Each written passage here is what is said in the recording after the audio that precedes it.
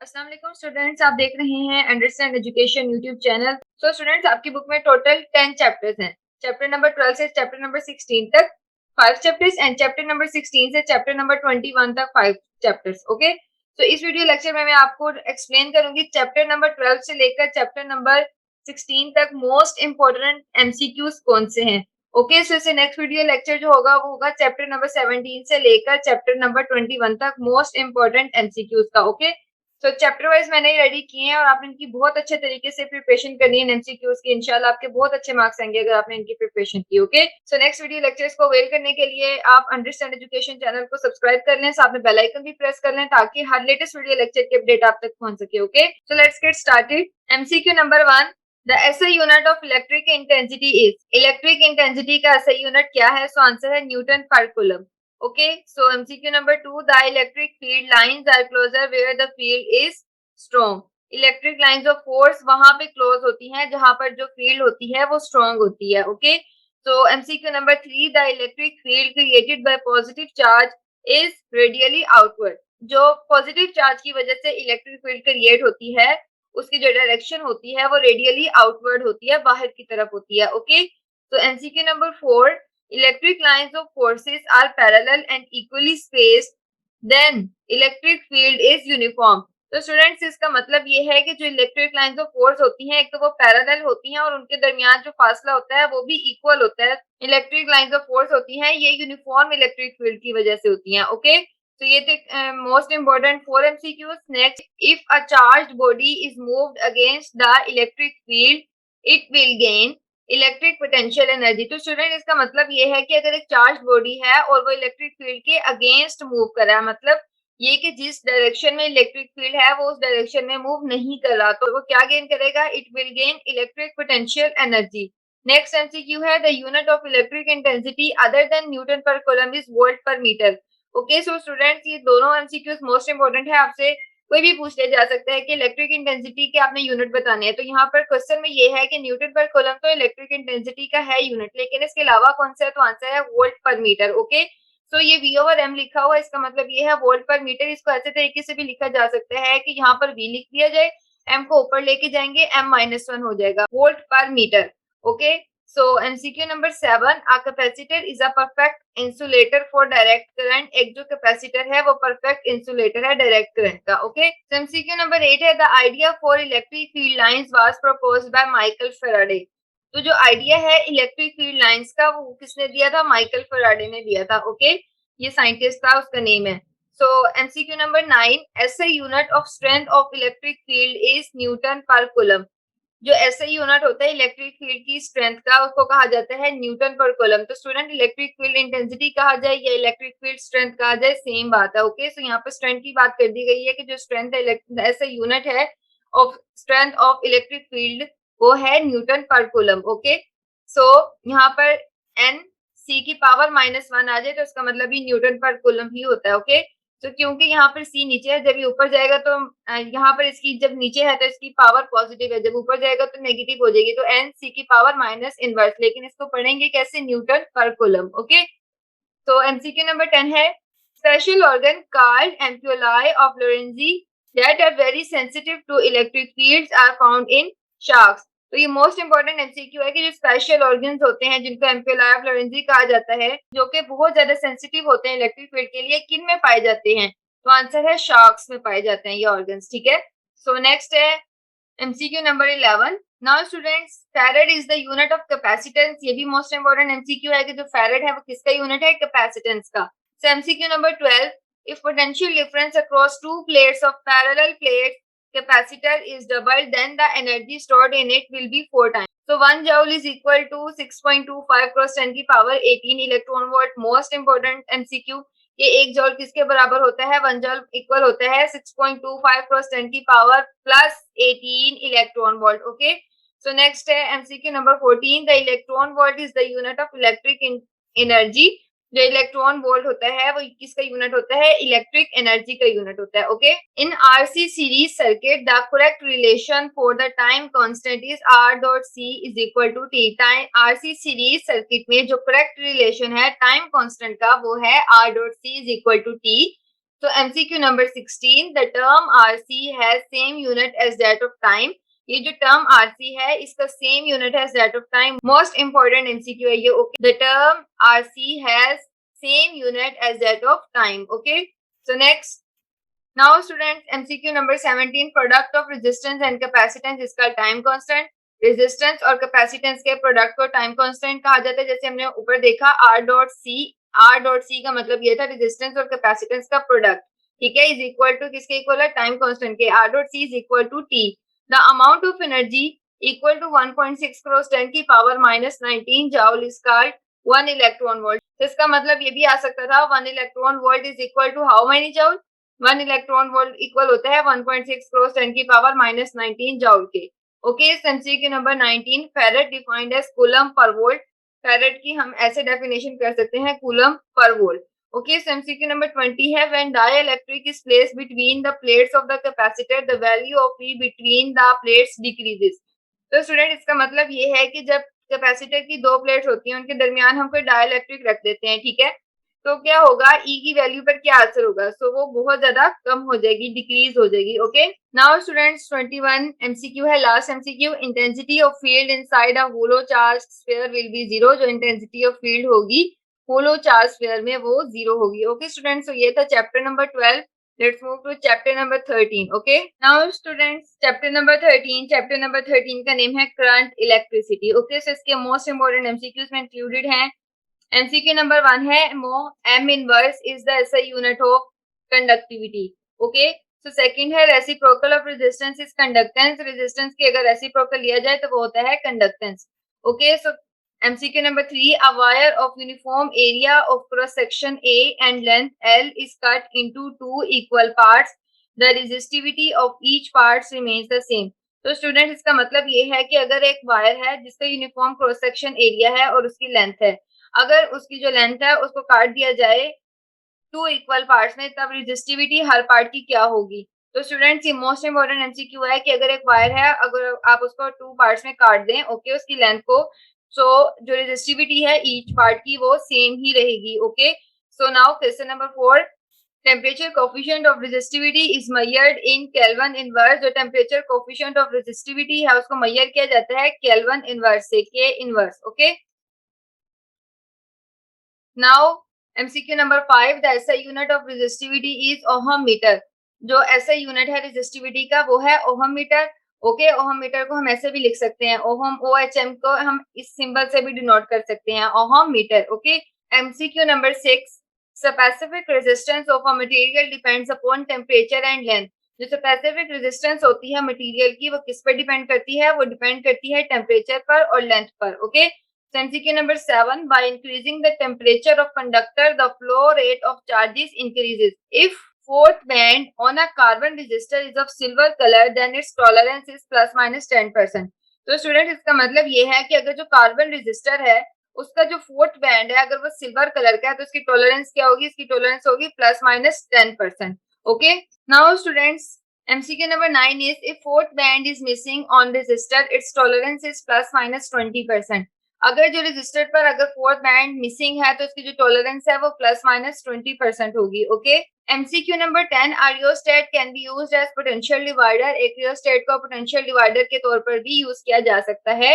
MCQ number 11, if a resistor of resistance R is connected across a battery of internal resistance R, then output power will be maximum when R is equal to R. अगर एक resistor है जिसकी resistance R है, अगर हम उसको connect कर दें एक ऐसी बैटरी से जिसकी जो इंटरनल रेजिस्टेंस है वो R है, तब जो आउटपुट पावर होगी वो मैक्सिमम होगी. कब होगी? जब R is equal to R होगी. मींस कि जो रेजिस्टर है जो कि एक्सटर्नल हमने अपना कनेक्ट किया है उसकी जो रेजिस्टेंस है R, तो जब उसकी रेजिस्टेंस बैटरी की इंटरनल रेजिस्टेंस के इक्वल होगी तब जो है आउटपुट मैक्सिमम आएगी. Okay, MCQ number 12, terminal potential difference of a battery of internal resistance R and EMF epsilon is V is equal to epsilon minus IR. तो जो terminal potential difference होता है बैटरी का उसकी जो इंटरनल रेजिस्टेंस R और EMF E होता है वो इक्वल होता है V is equal to E minus IR के. MCQ number 13, the potential difference between the head and tail of an electric eel is 600 volt. जो पोटेंशियल डिफरेंस होता है इलेक्ट्रिक ईल के हेड और टेल के दरमियान वो होता है 600 volt. MCQ number 14, the product of charge and potential difference is energy. Charge और पोटेंशियल डिफरेंस के प्रोडक्ट को एनर्जी कहा जाता है।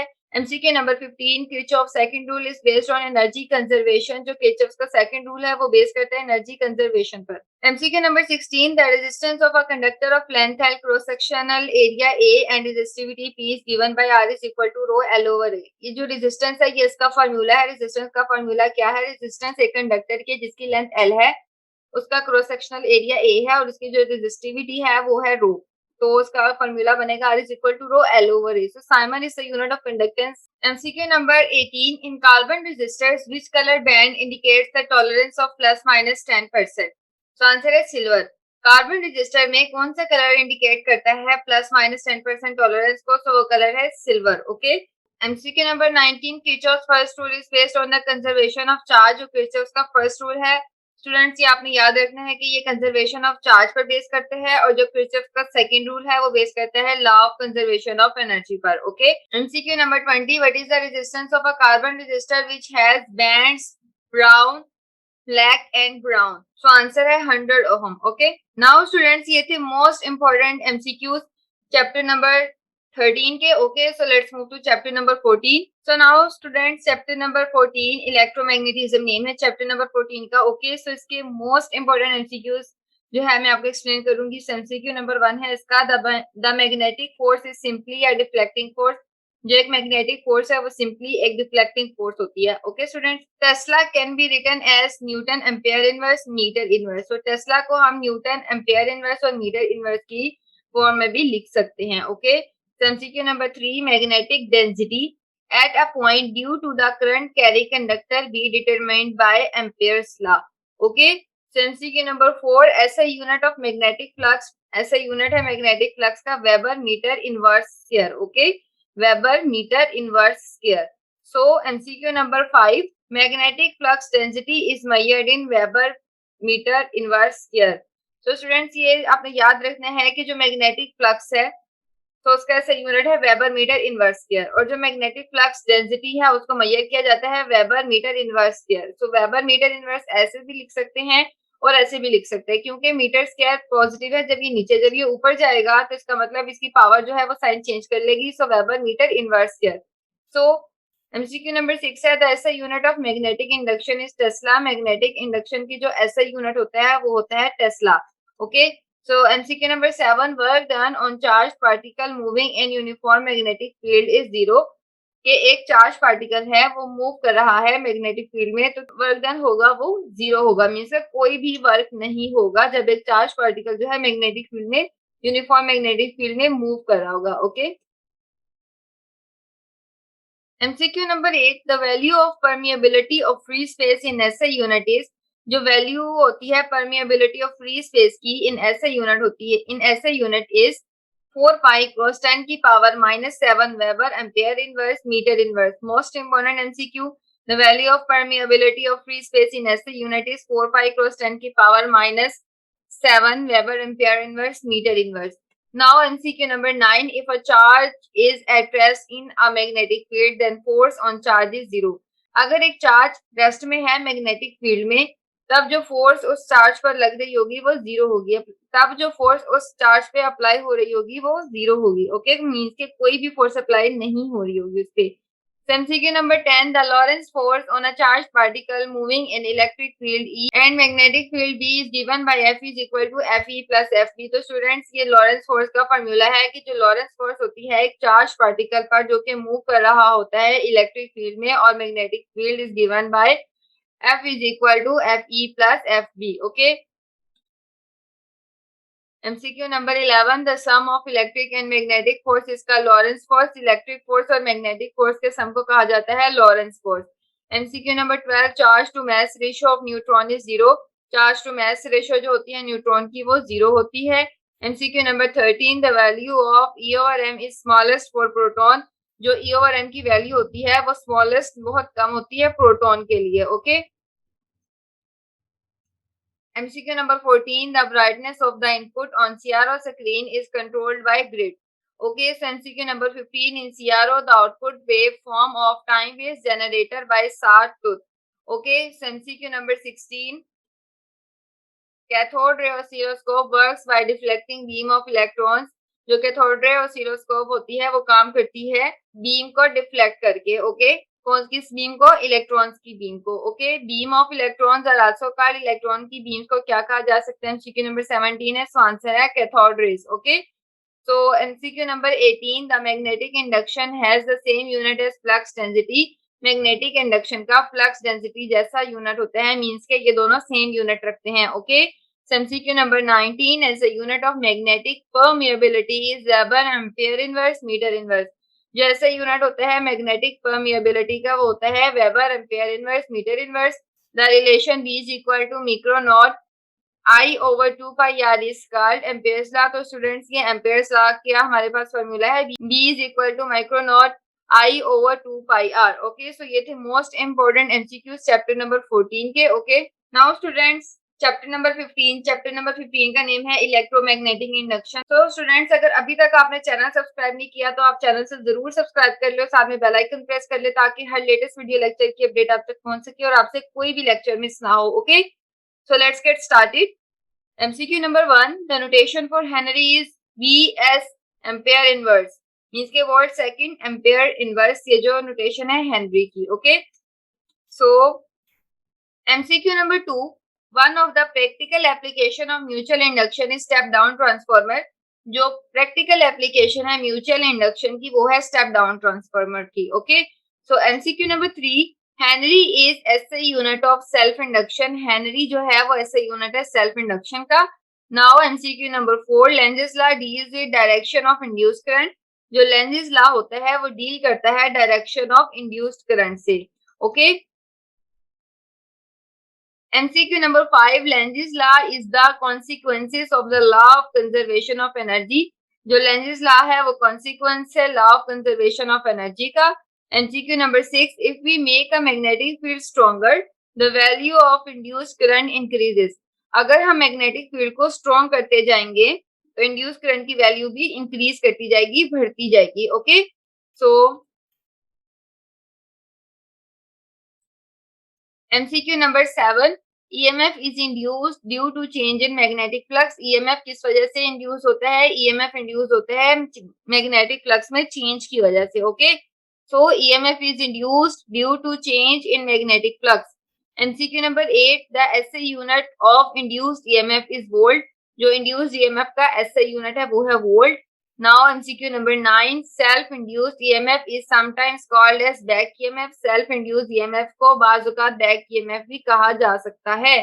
MCQ number 10, energy stored in the inductor is 1/2 Li का square। most important MCQ जो energy stored होती है इंडक्टर में वो होती है 1/2 Li square। Okay, MCQ number 11, if an inductor has n turns of a coil and phi is magnetic flux through its each turn when current I is flowing, then its self induction is given by L n phi over I। Okay, तो इसका मतलब ये है अगर एक inductor है, ठीक है, of n turns of a coil और उस कोइल के ऊपर n टर्न्स हैं, नंबर ऑफ टर्न्स जो है वो n है और फाई जो है वो मैग्नेटिक फ्लक्स है थ्रू इट्स ईच टर्न, और जो फाई जो है उसके हर टर्न का जो है फ्लक्स है, मैग्नेटिक फ्लक्स है फाई। ठीक है, when current I is flowing, जब करंट जो है फ्लो करेगा तब जो सेल्फ इंडक्शन होगी एल वो इक्वल होगी एन फाई ओवर आई के। Okay, so MCQ number 12, an inductor में store energy in its magnetic field. एक जो इंडक्टर है वो स्टोर करते हैं एनर्जी को अपनी मैग्नेटिक फील्ड में। Okay, MCQ number 13, which one is not present in AC generator.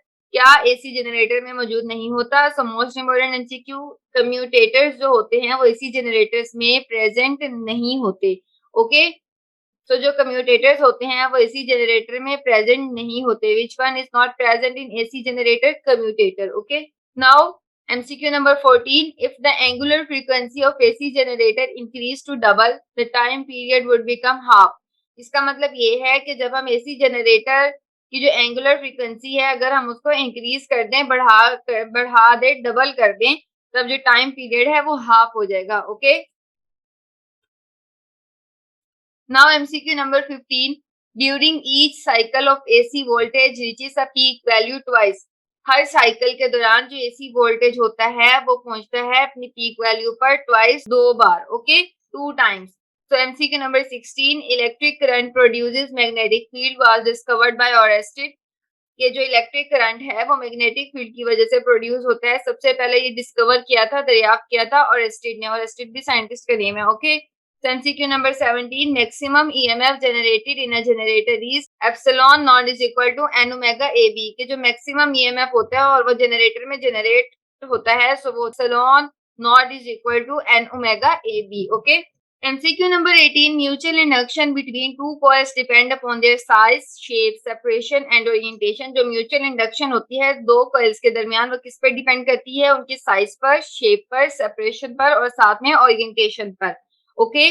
So MCQ number 19, the mutual induction between two coils depends upon। दो कॉइल्स के दरमियान जो म्यूचुअल इंडक्शन होती है वो किस पर डिपेंड करती है? वो डिपेंड करती है एरिया ऑफ कॉइल्स पर, number of turns of the coils पर और उन कॉइल्स के दरमियान डिस्टेंस में, distance between the coils, okay। Now MCQ number 20, induction of the coil can be increased by using ferromagnetic core। coil की जो induction होती है उसको increase किया जा सकता है अगर हम use करें ferromagnetic core को, okay। So induction of the coil can be increased by using ferromagnetic core। MCQ number 21, mutual induction has a practical role in the performance of the transformer। जो mutual induction है उसका practical role है transformer की performance में, okay। Mutual induction has a practical role in the performance of the transformer, okay। So ये थे most important MCQs chapter number 15 के। So now let's move to chapter number 16। Now students, most important MCQs chapter number 16 के, और chapter number 16 का name है alternating current, okay। So let's move to MCQ number 1। The instantaneous value of current is I naught sin 2 pi ft। जो instantaneous value होती है वो current की क्या होती है? I naught sin 2 pi ft, okay। So MCQ number 2, the most common source of alternating voltage is AC generator। Alternating current generator जिसको हम कहते हैं, एसी जनरेटर जो होता है वो अल्टरनेटिंग वोल्टेज को क्रिएट करने का मोस्ट कॉमन सोर्स है। The most common source of alternating voltage is AC generator। MCQ number 3, if I naught is the peak value of AC supply, then its RMS value is given as IRMS is equal to I naught over under root 2। इसका मतलब ये है कि I naught अगर peak value है AC supply की तो इसकी आरएमएस वैल्यू क्या होगी, जिसको हम IRMS से डिनोट करते हैं। तो IRMS इक्वल होगी I naught over under root 2 के, okay. Now students MCQ number 4, the sum of positive and negative peak value is called PP value। जो sum of negative और positive peak value होती है उसको कहते हैं peak to peak value, okay. MCQ number 5, the phase angle at positive peak value is pi by 2। जो face angle होता है पॉजिटिव पीक वैल्यू का वो होता है pi by 2, okay. Pi by 2 का मतलब होता है 90 डिग्री का angle, okay. MCQ number 6, during each cycle of AC voltage reaches a peak value twice. Her cycle में जो एसी वोल्टेज होता है वो ट्वाइस में मतलब होता है 2 टाइम्स जो है अपनी पीक वैल्यू तक पहुंचता है। इसका मतलब ये है एक अपर हाफ पॉजिटिव और लोअर हाफ नेगेटिव, मींस कि एक साइकिल में और 2 टाइम्स जो है AC voltage 2 times peak value तक पहुंचता है, okay. MCQ number 7, an AC voltmeter reaches 220 volt, its peak value will be 311.12 volt. अगर एक AC वोल्ट मीटर है और वो रीड करता है 220 वोल्ट, तो इसकी जो पीक वैल्यू होगी वो होगी 311.12 volt, okay. Now MCQ number 8, the basic circuit element in a DC circuit is resistor। जो DC सर्किट होता है उसमें जो बेसिक सर्किट एलिमेंट होता है वो होता है रेजिस्टर।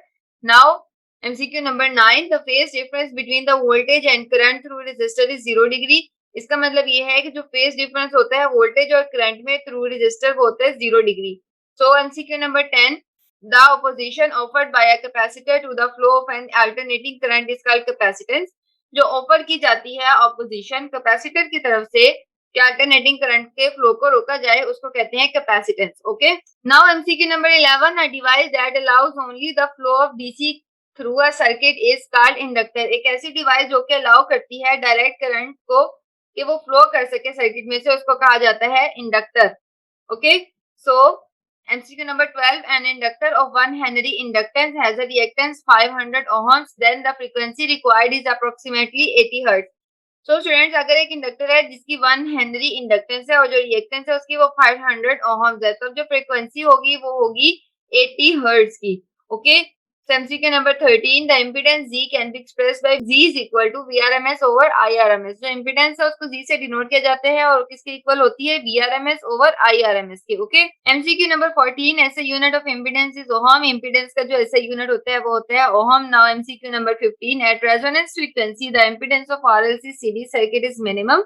रेजोनेंस फ्रीक्वेंसी पर जो इम्पीडेंस होती है RLC सीरीज सर्किट की वो होती है मिनिमम, मींस की बहुत ज्यादा कम होती है। MCQ number 16, power dissipation is zero in a circuit of inductor and capacitor. जो पावर डेसिपेशन होती है किस सर्किट में जीरो होती है, इंडक्टर में भी और कैपेसिटर में भी। MCQ number 17, the power dissipated in AC circuit is given bye P is equal to IRMS VRMS cos theta. In this relation cos theta is called power factor. MCQ number 18, power dissipation in the pure inductive or in a pure capacitance circuit is zero. जो power dissipation होती है pure inductive और pure capacitance circuit में वो होती है zero. MCQ number 19, in RLC series resonance circuit at resonance frequency impedance Z is R। RLC series resonance circuit में जो रेजोनेंस फ्रीक्वेंसी पर जो इम्पीडेंस होती है वो होती है R। Okay, now MCQ number 20, in RLC series circuit the current at resonance frequency is maximum. RLC series circuit में जो करंट है वो रेजोनेंस फ्रीक्वेंसी पर मैक्सिमम होगा, मींस के बहुत ज्यादा होगा।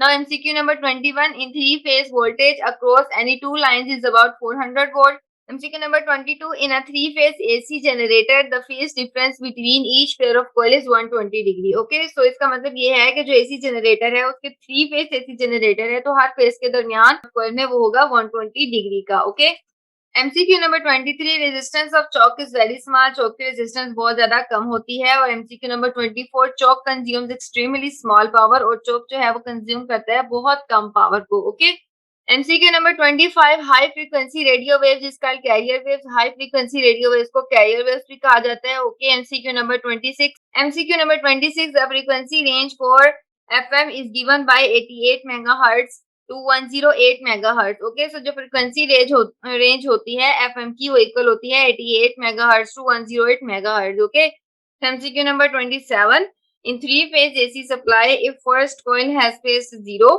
then the other two coils will have the phase 120 degree and 240 degree. Okay, तो इसका मतलब ये है कि थ्री फेज एसी सप्लाई है और अगर फर्स्ट कॉइल का जो फेस है वो 0 डिग्री है तब जो अदर कॉइल्स का फेस होगा वो होगा 120 degree and 240 degree. Okay, so MCQ number 28, ऐसा unit of reactance is farad. Reactance का जो ऐसा यूनिट है वो है फैरड। ओके, तो स्टूडेंट मोस्ट इंपोर्टेंट एमसीक्यूज में ज्यादातर यही है कि आपसे यूनिट्स पूछ लिए जाते हैं। तो आपने यूनिट्स को बहुत अच्छे तरीके से याद करना है क्योंकि ज्यादातर यही क्वेश्चन मोस्ट इंपोर्टेंट होते हैं। ओके, नाउ स्टूडेंट्स ये थे most important MCQs chapter number 12 से लेकर चैप्टर नंबर 16 तक। ओके, सो आपने इनकी बहुत अच्छे तरीके से प्रिपरेशन करनी है क्योंकि ये मोस्ट इंपोर्टेंट एमसीक्यूज हैं। ओके, जैसे नेक्स्ट वीडियो लेक्चर में हम इसके कंप्लीट करेंगे चैप्टर नंबर 17 से लेकर चैप्टर नंबर 21 तक के मोस्ट इंपोर्टेंट एमसीक्यूज। ओके, तो स्टूडेंट सेकंड ईयर फिजिक्स के most important chapter wise short questions की वीडियो लेक्चर्स भी मैंने रेडी कर दी है। ओके, सो उसकी प्लेलिस्ट भी रेडी कर दी है। तो प्लेलिस्ट का लिंक मैंने आई बटन में दे दिया। आपने उन वीडियो लेक्चर्स की भी बहुत अच्छे तरीके से प्रिपरेशन करनी है क्योंकि उनमें मोस्ट इंपोर्टेंट शॉर्ट क्वेश्चन जो है वो एक्सप्लेन किए गए हैं। ओके, फुल बुक के all chapter wise second year physics के। ओके, तो स्टूडेंट्स उनकी अगर आपने तैयारी की तो इंशाल्लाह आपके तो 100% गारंटीड बात है कि आपके फुल मार्क्स आएंगे। ओके, सो वीडियो लेक्चर को लाइक करें, शेयर करें और चैनल को सब्सक्राइब करें, साथ में बेल आइकन प्रेस करें ताकि हर लेटेस्ट वीडियो लेक्चर की अपडेट आप तक पहुंच सके और आपसे कोई भी लेक्चर मिस ना हो। ओके, अल्लाह हाफिज।